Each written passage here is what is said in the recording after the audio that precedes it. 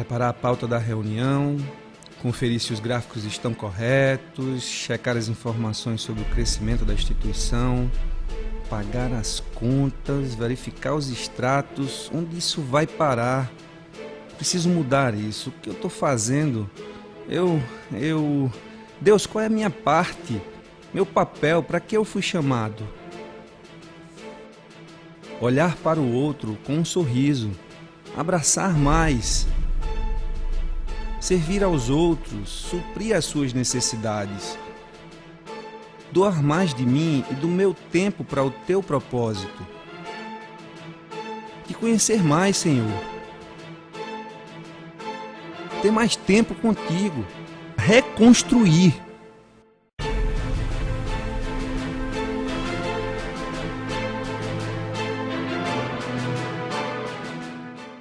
Amados irmãos, que bom seria que todas as surpresas da nossa vida viessem juntamente com elas razões de nos alegrar. Que bom seria que os imprevistos não gerassem tantos abalos em nossa história, chegando tantas vezes a nos fragilizar. Mas é bem verdade que faz parte, é inerente à vida humana, à história da nossa existência, as lutas, as perseguições, por que não falar as sérias tribulações que enfrentamos, totalmente com a previsão bíblica, nos dando conforto nas palavras de Jesus, que é necessário bom ânimo diante das lutas, pois o próprio Cristo já as venceu e nos concede vitória. Pois bem, mas são diante dessas lutas que nós temos duas opções, diante dos grandes abalos: paralisarmos e deixarmos que o nosso coração abatido, desanimado, grite, ecoe entre nós um desejo inexplicável de simplesmente desistirmos e não darmos continuidade, sermos paralisados. Ou, então, apegando-se à segunda opção, vista que é a melhor, falarmos: Senhor, eu não irei parar, eu irei crer que o próximo capítulo da história da minha vida será muito bem escrito por tuas mãos, e louvado seja o teu santo nome, porque o meu futuro está garantido pelo passado da história, pois Jesus o Cristo ressuscitou e com ele eu serei sempre mais do que vencedor. Amém, meus irmãos? Digamos que Neemias traz em sua vida várias características, vários exemplos. É bom vermos na história, inclusive no livro de Neemias, uma certa biografia, pois bem, onde ali ele colocou uma situação tão desafiadora que foi reconstruir o muro de Jerusalém, juntamente com as suas 12 portas. Pois bem, Anani, irmão de Neemias, fez uma viagem de cerca de 1.600 quilômetros e trouxe a ele uma notícia muito triste.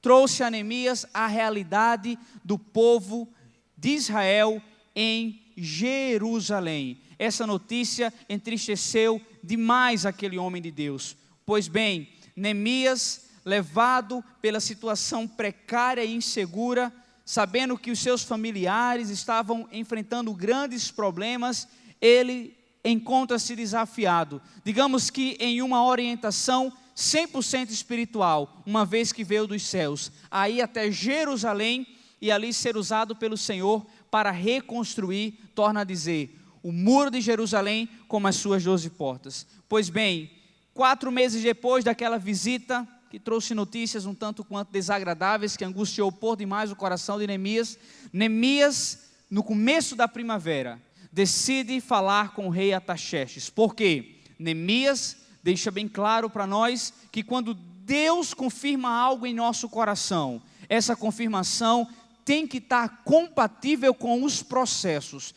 Nisso eu não cancelo as provações, pelo contrário, mas nós precisamos ver algumas confirmações para de fato sabermos se é ou não da parte de Deus aquilo que estamos decidindo seguir. Pois bem, Neemias chegou até o rei Artaxerxes e, em primeiro lugar, sendo percebido pelo próprio rei que ele estava muito triste, o rei chega a falar: Neemias, eu sei que a tua tristeza não parte de uma enfermidade, pois você é um homem saudável. O que acontece com você?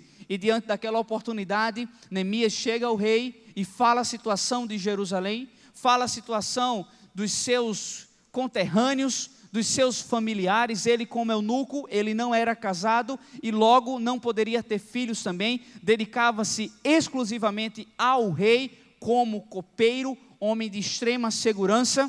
E ao apresentar ao rei, ele traz aqui sim 3 pedidos ao rei. Em primeiro lugar, depois de ter dito o motivo da sua tristeza, diz: rei, eu preciso voltar a Jerusalém, eu quero ir até Jerusalém, reedificar os muros, e eu preciso da sua permissão. Em segundo lugar, Neemias disse: rei, eu também preciso de um decreto, digamos que um certo passaporte ou visto de passaporte para enfrentar as províncias. Naquela época não existia isso, mas era forma legal e segura, documentada, onde ele poderia transitar em todas as províncias apresentando aquela carta: eu estou indo com a permissão do rei Artaxerxes. Prontamente o rei fez aquele documento para ele. Em terceiro lugar, Neemias pede a permissão do rei para usar algumas madeiras, algumas árvores da floresta, a fim de trazer apoio para a construção civil, como também para a reconstrução dos seus portões. Enfim, os 3 pedidos foram aceitos e prontamente Neemias sai do seu lugar, sai da sua cidade e vai até Jerusalém. O nome Neemias significa Deus consola. E Neemias queria não apenas ser um representante do consolo do Senhor, ele queria ser também um canal a fim de consolar os outros. Nós iremos, nesse exato momento, trazer alguns princípios de restauração.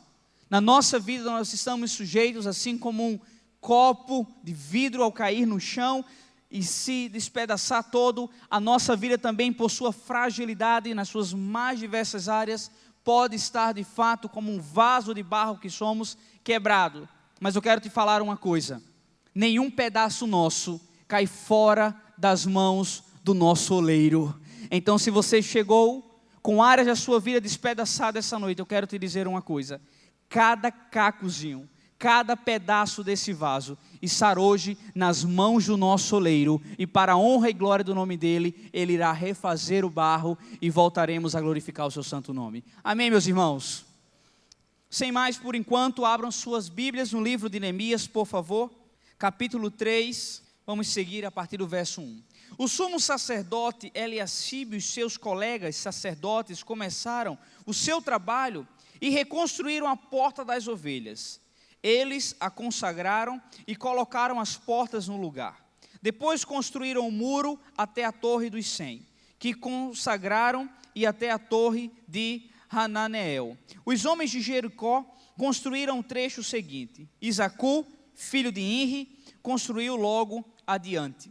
A porta do peixe foi reconstruída pelos filhos de Hassenaá. Eles puseram os batentes e colocaram as portas, os ferrolhos e as trancas no lugar. Meremote, filho de Urias, neto de Acós, fez os reparos do trecho seguinte. Ao seu lado, Mesulão, filho de Berequias, neto de Mesesabel, fez os reparos, e ao seu lado, Zadok, filho de Baaná, também fez os reparos. O trecho seguinte foi reparado pelos homens de Tecoa, mas os nobres dessa cidade não quiseram se juntar ao serviço, rejeitando a orientação de seus supervisores. Por favor, deixe sua Bíblia aberta. O que tirar de lição de tanto nome difícil que talvez eu e você não teríamos coragem de colocar em nossos filhos? O que tirar de lição desses primeiros versículos aqui? Deixa eu falar para vocês. Nesse exato momento, Neemias está fazendo a distribuição dos trabalhos a serem realizados. Mas em uma atitude de gênio inspirada pelo Espírito Santo, Neemias nada mais conta do que com apoio de famílias. Eram 12 portas, digamos que essa altura, 50% do projeto já tinha sido alcançado, de reconstruir o muro de Jerusalém.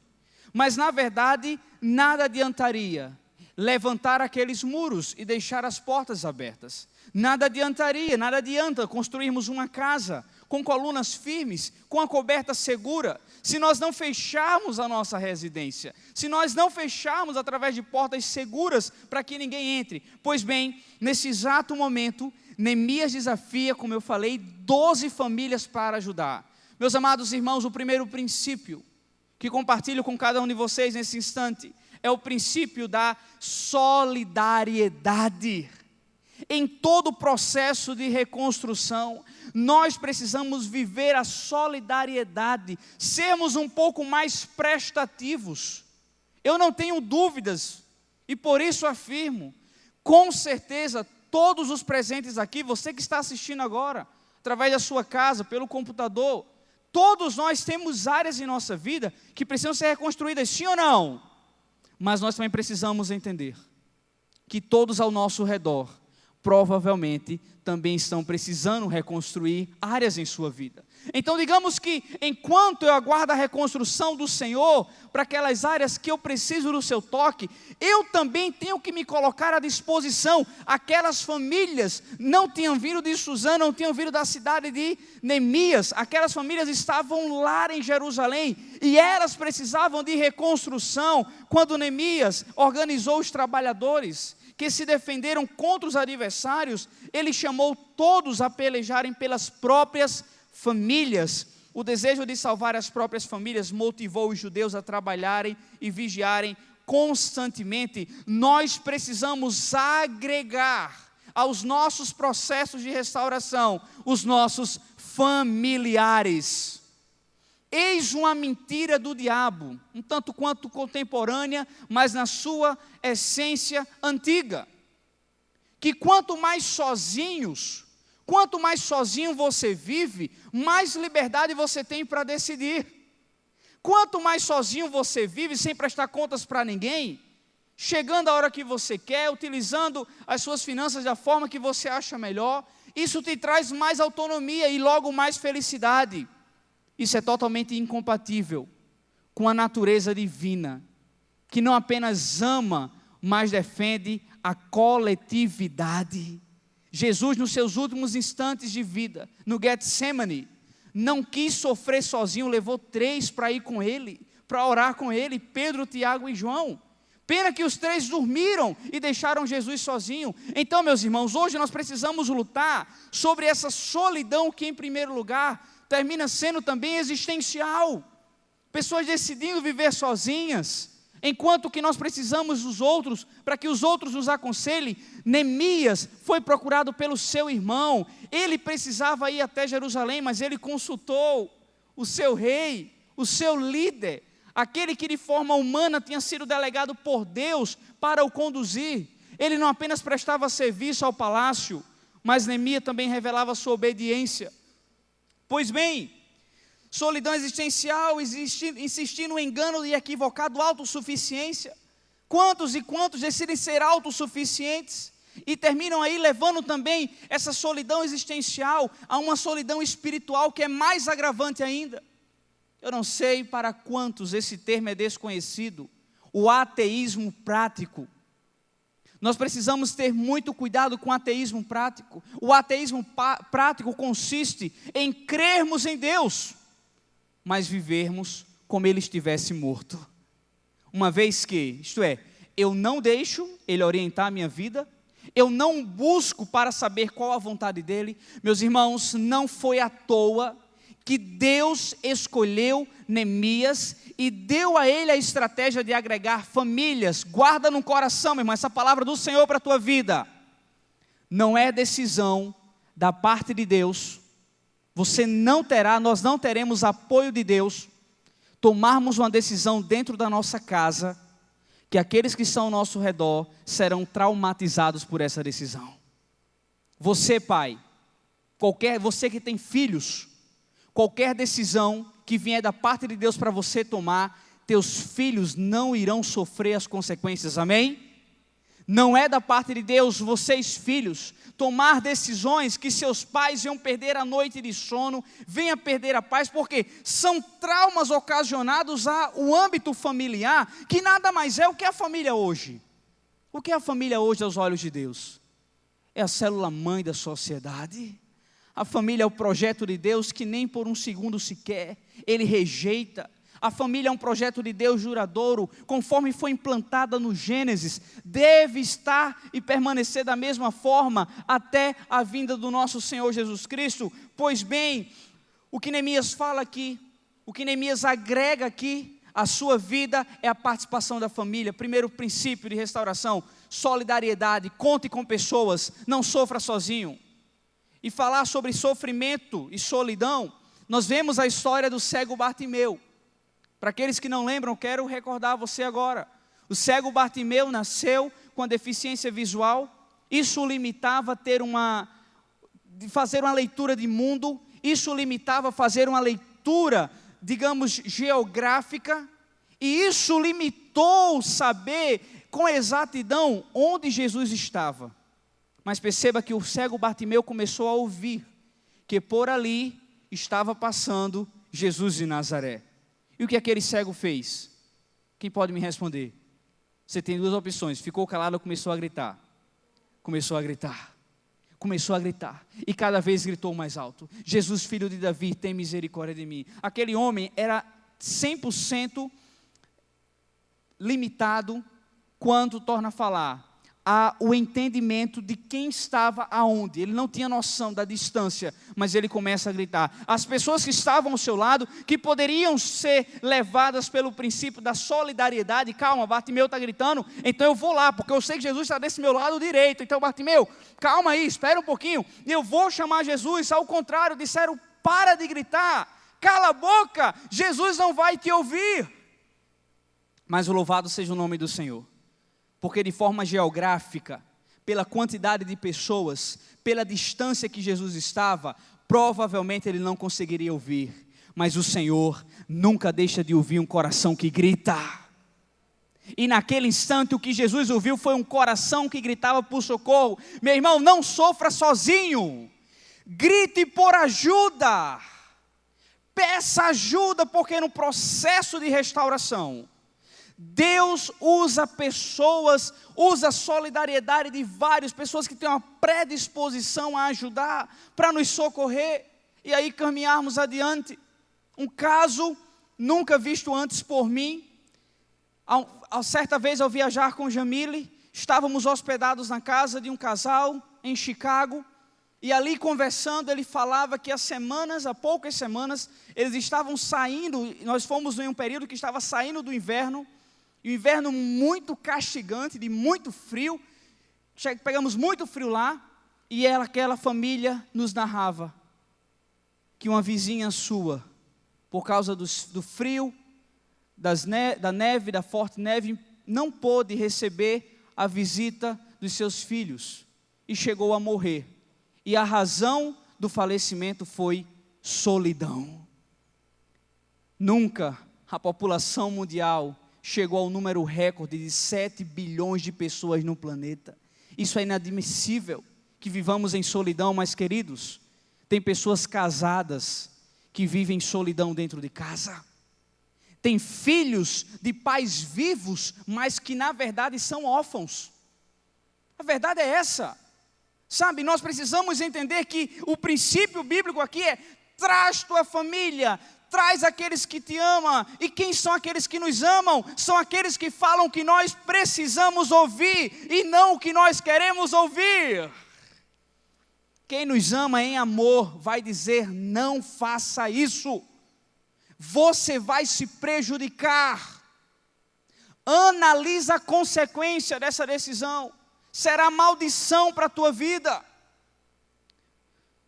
Quando enfrentamos desafios na vida, não devemos ficar de braços cruzados, devemos fazer o que podemos, dentro dos papéis definidos pelo Senhor, para resolver os problemas.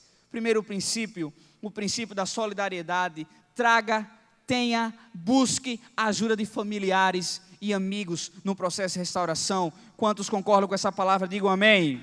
Versículo 1, capítulo 4: quando Sambalate soube que estávamos reconstruindo o muro, ficou furioso, ridicularizou os judeus, e na presença de seus compatriotas e dos poderosos de Samaria, disse: o que aqueles frágeis judeus estão fazendo? Será que vão restaurar o seu muro? Irão oferecer sacrifícios? Irão terminar a obra num só dia? Será que vão conseguir ressuscitar pedras de construção daqueles montes de entulho e de pedras queimadas? Tobias, o amonita, que estava ao seu lado, completou: pois que construam, basta que uma raposa suba lá, para que esse muro de pedras desabe. Meus amados irmãos, se fosse possível, sem hesitar, nós cancelaremos qualquer oposição em nossa vida. A oposição, quando injusta, tira a nossa paz. A oposição, quando equivocada, quando levada por uma maldade, sabe, que jorra das palavras ditas, tenta nos paralisar. Mas eu preciso falar algo para vocês. A oposição decorrente da obediência ao Senhor é uma confirmação que estamos no caminho certo. Quem foi que falou que a igreja não deve ser perseguida por defender seus ideais? Quem foi que disse que nós não podemos ser perseguidos por fielmente dizer: não, mas é a palavra de Deus que nos assegura disso e que eu devo falar? Notemos como Jesus terminou o Sermão da Montanha, vocês lembram? A última bem-aventurança antes de entrar no ensinamento que somos luz e sal aqui na terra. Ele disse: bem-aventurados os perseguidos por minha justiça. O que nós vemos aqui é uma perseguição maldosa, uma perseguição irônica e, sobretudo, uma perseguição mentirosa por parte de Sanbalat, porque, torna a falar, 50% da obra já tinha sido realizada. Neemias tinha aí destacado uns 50 dias para concluir tudo. E que ironia ele traz: vocês vão reconstruir em um dia? Claro que não. Nós precisamos perceber a realidade da oposição. Ela existe, mas não sermos paralisados. Quais oposições hoje nos cercam? Em primeiro lugar, a oposição interna. As oposições internas, por bem melhor falar dessa forma. A solidão, torna a dizer, as angústias, a maldade, a inveja, a mágoa, o ressentimento, são oposições que nós precisamos deletar da nossa vida.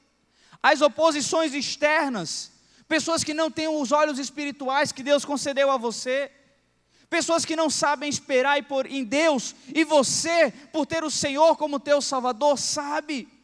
Então nós precisamos nos colocar como Neemias. Veja bem, Neemias tinha duas opções: escrever uma tese e defendê-la a uma banca de 2 homens maldosos, ou como segunda e melhor opção, continuar o trabalho que Deus tinha mandado ele fazer, ou dar continuidade ao direcionamento que Deus tinha para ele. E assim nós precisamos fazer.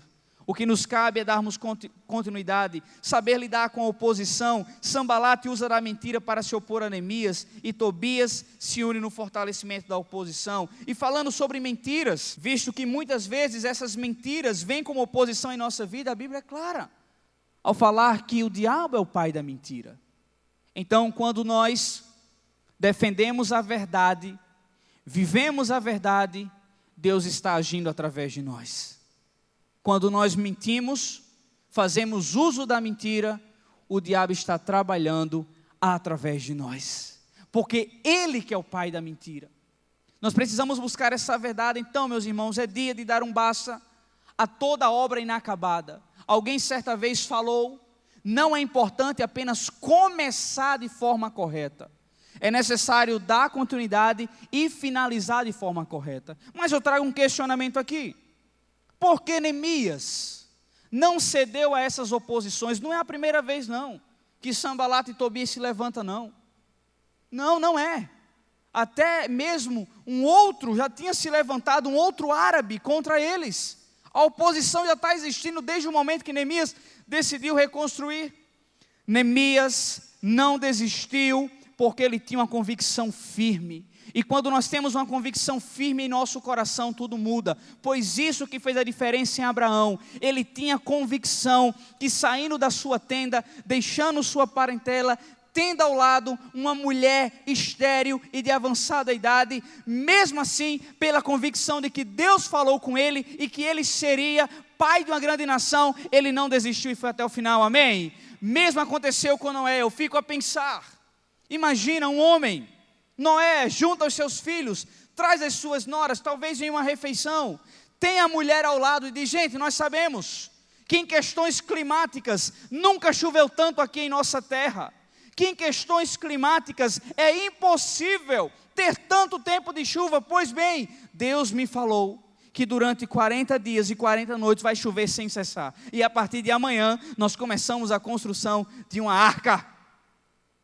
Irão nos chamar de loucos, mas eu tenho a convicção que Deus falou comigo, e diante de toda a oposição, quando a arca estiver pronta, nós iremos pegar um casal de cada espécie, entraremos ali, Deus irá exterminar a humanidade, e só nós seremos preservados, e de nós uma nova descendência irá ir. Uma firme convicção. Foi por uma firme convicção que o profeta Daniel, um homem extremamente talentoso, com um know-how inexplicável, o currículo dele era invejável, e por isso o rei Nabucodonosor disse: eu quero um grande homem para ser tipo um ministro me auxiliar, um ministro da casa civil, para me ajudar aqui nos processos. Eu quero que a Babilônia seja cada vez mais rica. E Nabucodonosor prepara uma refeição, tudo consagrado a ídolos para Daniel. E Daniel tinha a seguinte opção: meu Deus, minha posse foi hoje, eu tenho um jantar comemorativo da minha posse, mas esse jantar vai ser para adorar outros deuses, vai ser para que Nabucodonosor use como argumento: Daniel é bem sucedido porque comeu da comida dos deuses. E naquele instante Daniel disse: rei, eu não vou me contaminar com nada de bom, com nenhuma fina iguaria que o Senhor me oferecer. Isso é uma firme convicção, amém, igreja? Foi por uma firme convicção que Jesus foi à cruz. Perceba que Jesus, ele repreendeu Pedro, aliás, severamente, pois quando disse que precisava encarar a cruz, Pedro olhou para ele e disse: não, mestre, evita essa cruz, evita esse sofrimento. E severamente Jesus olha para Pedro e diz: retira-te daqui, Satanás, não nos dando espaço para compreendermos que Pedro estava possesso. Isso nunca acontece com um cristão, mas naquele momento Pedro estava defendendo uma mentira do diabo. Foi por uma firme convicção, meu irmão, que o nosso Salvador Jesus Cristo deixou o túmulo vazio, e há mais de 2000 anos está vivo, e hoje está entre nós, e o melhor nome que o cabe é o restaurador, pois ele restaura todas as áreas da nossa vida. Tudo muda quando nós temos uma convicção firme no Senhor. Como anda a tua fé? Quando a nossa convicção está no Senhor, que move céus e terras, nós o obedecemos prontamente, independente do que cheguemos a perder, independente de olharmos o nosso plano de vida e cancelá-lo todo, independente de finalizar relacionamentos, independente de dizer não a áreas que eu tinha tudo para crescer, mas o meu é ilícito, o meu é incorreto, eu não estou em unidade com os meios legais. Em meio a tudo isso, obediência ao Senhor é fé. Amém, igreja?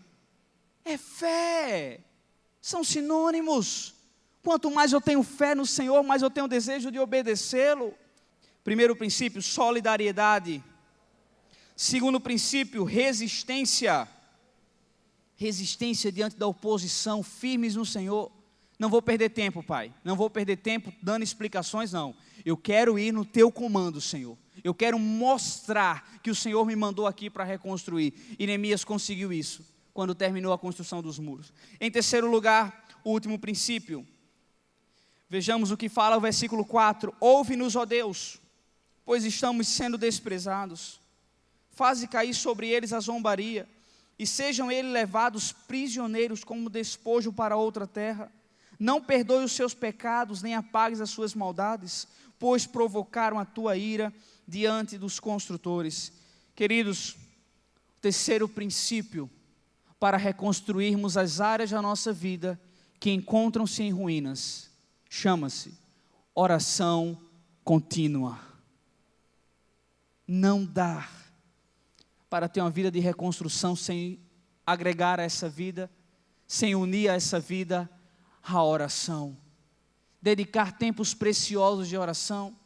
Eu preciso confessar a vocês, e isso me angustia, e nós precisamos fazer com que cada vez mais esse número venha a diminuir, mas quantos cristãos que ainda verbalizam, eu não sei orar? Será que nós entendemos de fato o que é orar? Orar é conversar com Deus, orar é apresentar a Deus as nossas angústias, orar é usar o célebre Pai Nosso, quando Jesus concluiu, que seja feita a tua vontade e não a minha, Senhor. Eu oro não para que Deus saiba o que eu preciso. O salmista diz, antes que a palavra me chegue à boca, tu já sabes, Senhor. Eu não preciso orar para que Ele descubra, mas eu devo orar para revelar o quanto sou dependente dEle. Neemias dedicou um tempo precioso em oração, e assim deve ser o servo de Deus. O servo de Deus vive pela fé e ora sem cessar, não foge da sua responsabilidade, cumpre os seus deveres, mas não abre mão da oração. Você já parou para pensar por que Jesus orava? Você já parou para pensar? Em primeiro lugar, Jesus orava, tinha uma vida de oração, porque Ele era 100% homem. E como 100% homem, Ele tinha limitações físicas e emocionais. Espiritualmente Ele era completo, mas Ele tinha limitações físicas e emocionais. Por quê? Como 100% homem, Ele teve sono. A Bíblia diz que por algumas vezes Jesus se recolheu para descansar. Jesus teve medo. Jesus teve uma suposta depressão. Por que não? Você chorar lágrimas de sangue. Imagina que angústia da alma, ao ponto de você chorar lágrimas de sangue. Então, para dar um suporte à sua vida física e emocional, Ele tinha uma vida de oração. Mas Jesus também era 100% Deus, e como 100% Deus, Ele acalmou tempestades. Só Deus faz isso, amém? Como 100% Deus, Ele tocou em pessoas e as pessoas foram curadas. Como 100% Deus, Ele deu voz de comando e todo e qualquer tipo de demônio bateu em retirada. Mas em segundo lugar, Jesus tinha uma vida de oração para nos deixar o exemplo. Tudo que Jesus nos ensina, primeiro Ele viveu, e Ele pode sim e deve ser seguido. Então, amados irmãos, nós precisamos ter uma vida de oração, porque o nosso exemplo de oração chama-se Jesus Cristo. Nós precisamos resistir, e nós podemos, através do Espírito Santo, resistir às oposições, às perseguições, às lutas, porque Jesus também conseguiu. Nós podemos ser solidários, porque o nosso modelo de solidariedade chama-se Jesus Cristo. E como solidário, Ele perdoou aqueles que Ele tinha razões para odiar. Jesus deu uma nova chance àqueles que Ele tinha motivo para rejeitar. São esses nossos exemplos. Ele orou. Neemias conjugava oração com trabalho. Foi um homem de oração e ação. Ele orava e agia, ele confiava em Deus e trabalhava. Ele orou ao saber o problema de Jerusalém, ele orou para conversar com o rei Artaxerxes, ele orou assim que chegou para fazer a vistoria dos muros, ele orou diante da oposição. Para Neemias, a atmosfera daquela reconstrução era uma atmosfera espiritual. E quando nós entendemos essa atmosfera, que pode também ser chamada de mundo espiritual, nos leva a crer que todas as coisas estão no controle das mãos de Deus. Houveram abalos em tua vida esses últimos dias? Existem razões que fugiram do teu controle? Acalma teu coração. Deus está no controle de tudo. E o nosso Jesus, que venceu a morte e ao terceiro dia ressuscitou, está hoje à direita do Pai, intercedendo por mim e por você, como nosso sumo sacerdote, como nosso advogado dia e noite e dia. Neemias acreditava que Deus é quem abre as portas, prover os recursos, desperta o povo, livra do inimigo e dá a vitória. A intensa agenda de oração de Neemias, entretanto, não fez dele um líder contemplativo, não, pelo contrário, mas sim um homem dinâmico, um gestor competente, um estadista que reergueu sua cidade dos escombros. Quantos querem começar um processo de reconstrução com o Senhor? Que a nossa primeira opção seja a oração. Que Deus nos abençoe, em nome de Jesus, amém.